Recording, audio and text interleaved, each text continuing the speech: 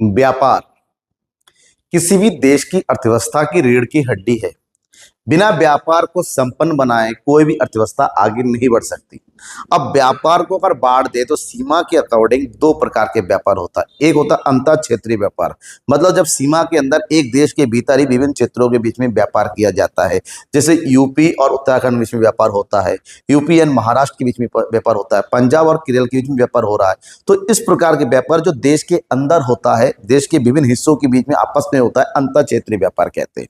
वहीं पर व्यापार अगर एक सीमा से बाहर निकल के दूसरे देश के साथ होती है, उसे अंतर्राष्ट्रीय व्यापार कहते हैं। तो इसी को समझना है ये क्या है। अलग अलग अर्थशास्त्रियों ने इसके बारे में अलग अलग से तर्क दे रखे, उन सब चीजों के बारे में बात करेंगे। अंतर्राष्ट्रीय सिद्धांत क्या है, उन सब चीजों के बारे में बात करेंगे। यानी कि ये जो पूरा सीरीज है, यहाँ पर हम अंतर्राष्ट्रीय व्यापार के विभिन्न सिद्धांतों के बारे में, अंतर्राष्ट्रीय व्यापार के विभिन्न जो है नियमों के बारे में बात करेंगे, इसके विभिन्न टॉपिक के बारे में बात करेंगे। और इसका ये पहला वीडियो होने वाला है जहां बात करेंगे अंतर्राष्ट्रीय अंतर क्षेत्रीय व्यापार और अंतर्राष्ट्रीय व्यापार क्या है। ये वीडियो आपके बीए इकोनॉमिक्स पढ़ने वाले के लिए, एमए इकोनॉमिक्स पढ़ने वालों के लिए इंपॉर्टेंट है। इसके अलावा जो कंपटीशन तैयारी कर रहे हैं उन सब के लिए जरूरी है। तो समझिए what do mean by the अंतर क्षेत्रीय व्यापार और अंतर्राष्ट्रीय व्यापार, इसके बारे में हम पढ़ लेते हैं। तो यहाँ स्टार्ट करेंगे मीनिंग से। इंटर रीजनल और इंटरनेशनल ट्रेड।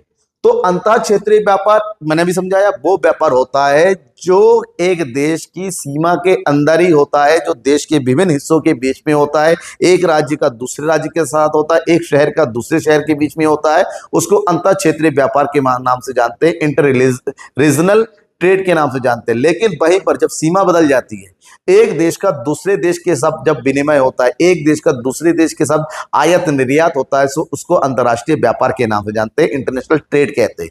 यहाँ पर खरीदने बेचने की जगह एक्सपोर्ट और इंपोर्ट वर्ड का यूज किया जाता है। जैसे भारत और अमेरिका के बीच में ट्रेड होता है, भारत और रशिया के बीच में ट्रेड होता है, भारत और चाइना के बीच में ट्रेड होता है, भारत और जापान के बीच में ट्रेड होता है। इसको हम अंतर्राष्ट्रीय व्यापार के नाम से जानते हैं।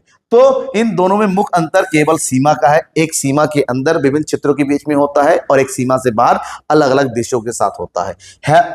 हेवरल ने कहा था कि यह व्यापार एक देश की सीमा के अंदर होने वाला व्यापार गृह व्यापार कहलाता है और सीमा के बाहर विभिन्न देशों में होता है तो उसको व्यापार विदेशी व्यापार के नाम से जानते हैं। तो यहां पर समझ में आ गया, क्षेत्रीय व्यापार और विदेशी व्यापार, गृह व्यापार और अंतर्राष्ट्रीय व्यापार। ये जो टर्म होता है केवल एक ही चीज का है, बाउंड्री का।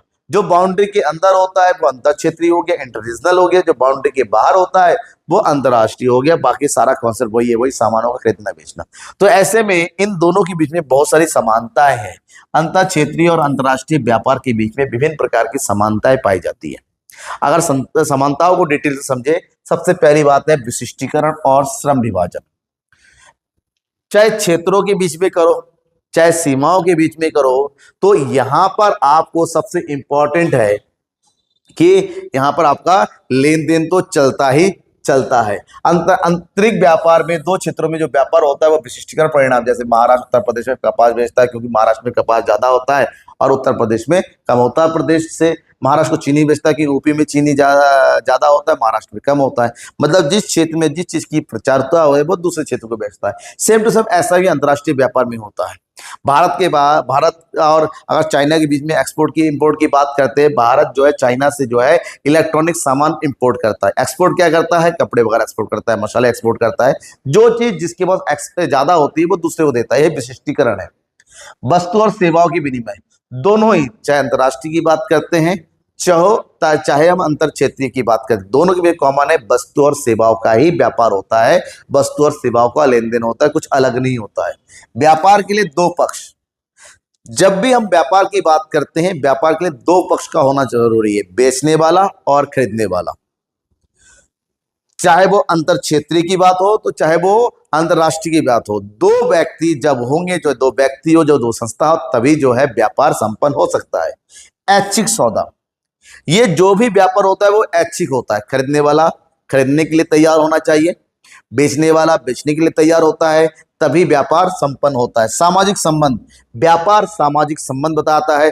दो लोग आपस में मिलकर किसी समान वस्तु के लिए किस प्रकार से एक निश्चित कीमत पर बेचने और खरीदने के लिए तैयार होते हैं और आगे भी इसी प्रकार से व्यापार करते हैं। एक सामाजिक ताना बाना बनता है, एक सामाजिक सौहार्द बनाता है।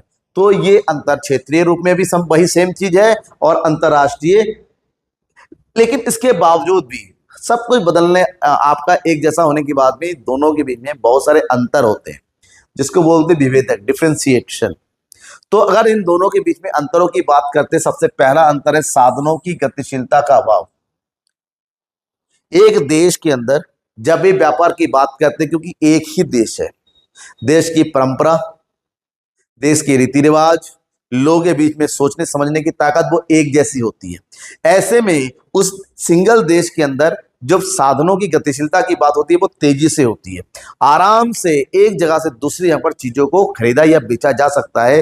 लेकिन अंतर्राष्ट्रीय व्यापार में ये थोड़ा सा पॉसिबल नहीं होता है। क्यों? क्योंकि भाषा, परंपरा, कानून, इन सब में अंतर होता है और एक देश का कानून दूसरे देश के कानून से मैच नहीं करता, तो यहां पर थोड़ा विदेशी व्यापार में थोड़ी सी प्रॉब्लम आ सकती है। बाजारों की पृथकता, अंतर क्षेत्रीय व्यापार में बाजारों की कोई प्रॉब्लम नहीं है, क्योंकि एक देश में एक देश का कानून ही लागू होता है। लेकिन अंतर्राष्ट्रीय स्तर पर जब आता है तो एक देश का बाजार दूसरे देश के बाजार के साथ कभी कभी मैच नहीं कर पाता, दोनों में अंतर पाया जाता है, चाहे वो भाषा का हो, चाहे वो माप का हो, चाहे वो पैसे का हो, चाहे वो कानून का हो। समूह की विभिन्नता, एक देश के भीतर होने वाला व्यापार समान समूहों के बीच होता है, जबकि विदेशों में समूह बदल जाता है। ठीक है, वहां का लोग जिसको हम बेच रहे हैं, वहां की संस्कृति अलग है, वहां की भाषा अलग है, तो ये सब कुछ बदल जाता है। राजनीतिक इकाइयों की विभिन्नता होती है, सबसे इंपॉर्टेंट सरकार। दो देशों की, जैसे ट्रंप है, वो पगला सा बंदा बैठा हुआ है, कभी टैरिफ लगा रहा है, कभी टैरिफ हटा रहा है, कभी बोल रहा है तुम ये नहीं करोगे, कभी बोल रहा है ये नहीं, वो सन की है। ठीक है, वहां की गवर्नमेंट अलग तरीके से सोच रही है, हमारी गवर्नमेंट अलग से तो सोच रही है, तो दोनों गवर्नमेंट के सोचने में, विचारों में अलग अलग है, ऐसे में व्यापार भी इफेक्ट पड़ता है। विभिन्न राष्ट्रीय नीतियों का हस्तक्षेप, एक देश का व्यापार में किस प्रकार हस्तक्षेप चलता है, उनके कौन से कानून है, चाहे वो एक्सपोर्ट इंपोर्ट से रिलेटेड हो, चाहे वो टैरिफ से रिलेटेड हो, ये सब भी व्यापार पर बहुत ज्यादा अंतर डालता है, जबकि अंतर क्षेत्रीय में ऐसा कोई समस्या नहीं आती है। मुद्रा प्रणाली विभिन्नता, एक देश में जब व्यापार होता है तो एक ही मुद्रा होती है, तो मुद्रा की कोई पसंद नहीं। अब इंडिया में, मैं यहाँ पर उत्तराखंड में बैठा हूँ, मैं अगर महाराष्ट्र जा रहा हूँ, केरल जा रहा हूँ, तो पूरे देश में कहीं पर भी जाओ एक ही मुद्रा है, वही रुपए है। लेकिन जब एक देश का विदेशों के साथ व्यापार होता है, मुद्रा प्रणाली बदल जाती है। अमेरिका से व्यापार कर रहा हूं तो डॉलर की जरूरत पड़ेगी, चाइना के साथ चाइनीज करेंसी की जरूरत पड़ेगी, रशिया के साथ रशियन करेंसी की जरूरत पड़ेगी, तो यहाँ पर मुद्रा बदल जाती है, तो मुद्रा को ये लेन देन में भी समस्या पैदा होती है। भौगोलिक दूरी, एक देश के अंदर दूरी थोड़ी कम होती है, दूरी थोड़ी कम होती है, लेकिन वहीं पर अगर हम भौगोलिक दूरी किसकी बात करते हैं, भौगोलिक दूरी बात करते हैं, दो देशों में ज्यादा होती है, लेकिन कहीं कहीं ये उल्टा भी हो जाता है। जैसे फॉर एग्जांपल अगर हम बात करेंगे, भारत और यूएसए के बीच में बहुत दूरी है, वहीं पर भारत और बांग्लादेश के बीच में दूरी कम है, भारत और नेपाल के बीच में दूरी कम है, तो थोड़ा सा ये मामला अलग भी पड़ जाता है। ठीक है, जितना भारत और बांग्लादेश जितना पास है, एक राज्य उत्तराखंड और उधर केरल के उससे ज्यादा दूरी है, हजारों किलोमीटर की दूरी है, तो यहाँ पर थोड़ा है। परिवहन की समस्या,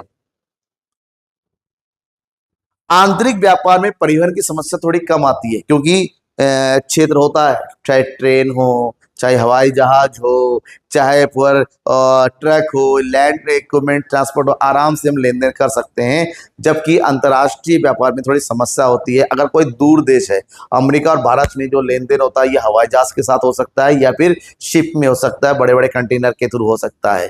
ठीक है, लेकिन जो कंट्री पास में, वहां पर थोड़ी समस्या कम होती है।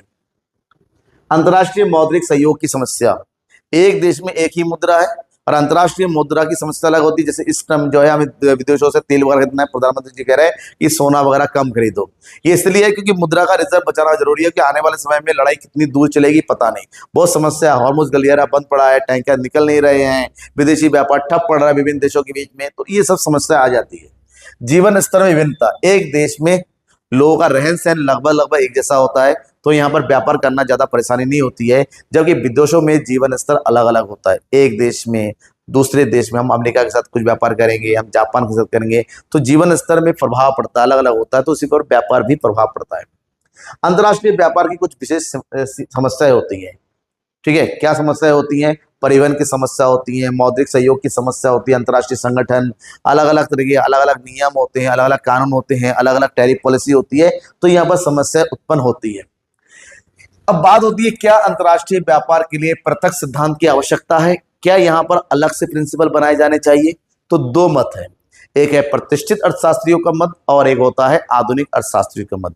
तो प्रतिष्ठित अर्थशास्त्री जैसे एडम स्मिथ हो गया, रिकार्डो हो गया, जेएस मिल हो गया, जेबीसे हो गया, इन लोगों का कहना है कि हाँ, अगर अंतर्राष्ट्रीय व्यापार और आंतरिक व्यापार दोनों ही अलग अलग है, जब दोनों ही अलग अलग चीजें, तो दोनों ही के लिए अलग अलग सिद्धांतों की जरूरत है, क्योंकि एक देश की गतिशीलता दूसरे देश की गतिशीलता के साथ मैच नहीं करती, एक देश की मुद्रा दूसरा के देश की मुद्रा के साथ, एक देश का कानून दूसरे देश के कानून, तो ऐसे में दोनों के देश में जब अंतर आता है तो यहाँ पर व्यापार सिद्धांत में भी अंतर होना चाहिए। तो अलग अलग अर्थशास्त्री कहता है कि अलग अलग होना चाहिए। इन असर कहा कि एक देश के भीतर श्रम और पूंजी की पूर्ण गतिशीलता पाई जाती है, जबकि अलग देशों के बीच में ऐसा नहीं होता है। इसलिए अगर सिद्धांत अलग अलग होंगे तो आसानी से विदेशी व्यापार भी बढ़ सकता है। लेकिन आधुनिक अर्थशास्त्रियों में प्रोफेसर बर्टिल ओहलिन फेमस है अंतर्राष्ट्रीय व्यापार में, इनका कहना है कि ऐसा कुछ भी नहीं है। दो देशों की बात करें या दो क्षेत्रों, एक क्षेत्र के बीच बात करें, व्यापार तो व्यापार है, वस्तुओं का वस्तु के साथ व्यापार करना है, वही एक्सपोर्ट इंपोर्ट वही मूल्य होता है। तो यहाँ पर किसी विशेष और पृथक सिद्धांत की आवश्यकता नहीं है, बस सिद्धांत को जो क्षेत्रीय सिद्धांत है उसी को थोड़ा मॉडिफाई करने की जरूरत है, बस, और कुछ नहीं है। क्यों? क्योंकि सब कुछ एक जैसा है, ठीक है। केवल गतिशीलता, अगर आपका श्रम की गतिशीलता वो तो एक देश के अंदर ही पाई जाती है, तो यहां पर कानून को सरल करने की आवश्यकता है, दो देशों के सिद्धांतों को समान करने की आवश्यकता है। तो इसका मतलब ये ओलिन कहते हैं कि मूल सिद्धांत के स्थान तत्व के रूप में परिवर्तित कर दिया जाए, तो इस सिद्धांत को आंतरिक और अंतर्राष्ट्रीय व्यापार दोनों पर लागू किया जा सकता है। मतलब अगर क्षेत्रीय की बात करते हैं उसको अंतर्राष्ट्रीय स्तर पर लागू कर सकता है, अगर स्थान को समय से बदलाव कर दिया जाए तो। वहीं पर अंतर्राष्ट्रीय व्यापार में पृथक सिद्धांत के विरोध में ओलिन ने कहा कि क्यों विरोध है। सबसे पहली बात होता है तुलनात्मक लागत का सिद्धांत।